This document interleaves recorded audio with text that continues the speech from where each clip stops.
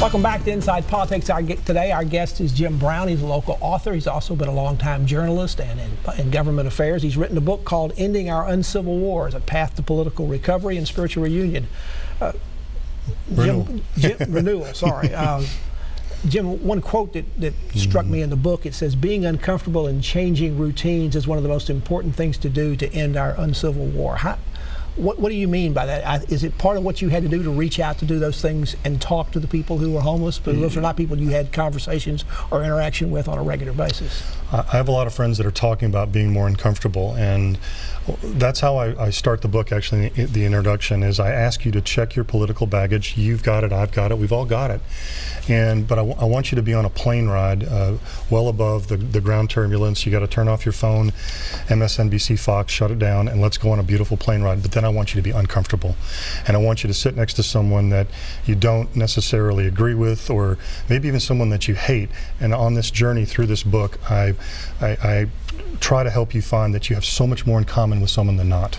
Number two on your list of things that you think people ought to focus on doing to help end this uncivil war is to grow spiritually. Now, are you speaking about that strictly in terms of religious spirituality or some other things? A little of religious and spiritual. Some people aren't religious. I wrote it in a way that you can get through it and be good.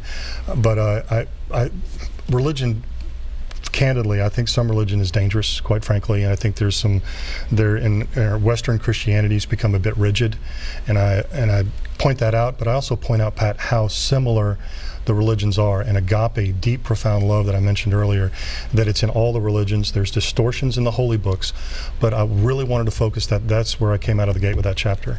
I mentioned you had a website for this book. A lot of authors do, but it's not just about the book itself. If people want to learn about things about where they can get involved, they can go to your website and find out about it. They can put in their zip code and find out opportunities. That's right. The book is a start. It's really to get things going, and I put a little money into the website. It's pretty functional, and under resources, there's the places you mentioned. Serve Regularly is one of them, and if you're looking for an opportunity to be in front of people more and more humanity and less dehumanization, you just go there, click, and put in your zip code, and opportunities to serve come up. So when will the book be available, and where can people find it if they want to? It's pre-order right now. And so people are ordering, and that's going well, and I'll be shipping out of the garage that way very soon, the next week, which is kind of fun. It's, you know, a little part-time entrepreneur. But Amazon.com next week, looks like the 15th, will be ready to roll. You can get the EPUB version. Apple Books shouldn't be far behind. And then local bookstores, I'm about to march into Parnassus and Barnes & Noble and just say, hey, it's there. Can you order Amazon it? And places like that too down the road? Yes, but the website, it's live right now. If you want to go to endingourancivilwar.com, click purchase, you can buy it now. And if you buy it off the website, I can sign you a copy. Your third key to fighting the uncivil war is to protect speech. Is that around the First Amendment, or are you talking about other things? It's the First Amendment. We're not peaceably assembling all the time, I don't believe, on college campuses. And I think it's got the attention of liberals and conservatives. I think it's a good thing. Frank Bruni in the New York Times, Cal Berkeley, we're watching what's going on there. They're trying to get it back on plane. Everyone watched what happened at Middlebury College with not just yelling over someone for 20 minutes, but physically assaulting people.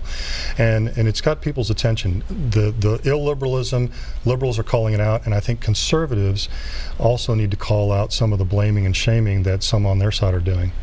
Is this a generational situation with the colleges? Are you concerned this is going to spread out into other parts of the population? Yes, I think so, but I also think it's heading in the right direction, but it needs our attention. So some of the people that rank free speech codes and all that show that it was pretty bad about 5 years ago, but what we're seeing is more alumni, more parents, and even more students saying, I want to hear what they have to say. And as President Obama said, don't go to your safe space. And don't do that. Don't be a victim. If you're offended, and you have a right to be offended, listen to what they're saying and then counter it with your own speech.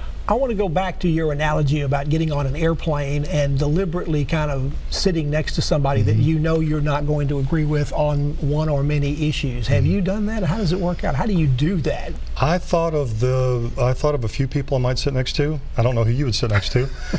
Maybe you'll reveal that. But I thought that the homeless person was perfect for me because the bumper sticker kicked that in, my life experiences to that point. And I'm actually sometimes not even looking at the homeless person on the corner. And I'm like, who am I? Where's my faith? And so I just, with that bumper sticker, I look them in the eye all the time. I roll down the window. Sometimes, I'm handing some money to them, and they're saying, God love you, and I am too. It's a different experience now. Your bumper sticker reminds me of the quote that was attributed to Howard Baker many years ago, who said, give the other guys, the other side, some credit. Right. They may have some good ideas too. And right. I think you're dealing with that. But when you get down in that situation, let's say you see so many people who don't like Donald Trump, who don't like Hillary Clinton. Mm-hmm. What if they were next to them in the airplane and they had to make that conversation? Do you have any tips on your website in place about how you would deal with even starting that conversation once you got over being awed next to the President of the United States? Well, you can retweet what's being tweeted, or you can do what Howard Baker did, which was he was more of a scout than a soldier. He was not embarrassed when he learned new information. He wanted more information. Joe Lieberman was a Democrat that did the same type of thing. And we have these people in government, but they're being scolded by the electorate. And they're starting to, some of them are starting to lean toward that type of tendency, this shame, blame, authoritarianism. Howard Baker was deliberative, he was open-minded, he was fair. Joe Lieberman was the same. We have plenty of these people right now in government, but they're a little shy sometimes to do that. Jim Brown's our guest. He's a Nashville author, a former journalist, and also involved in government affairs. Back to continue our conversation with his book about ending our uncivil wars after you watch these messages.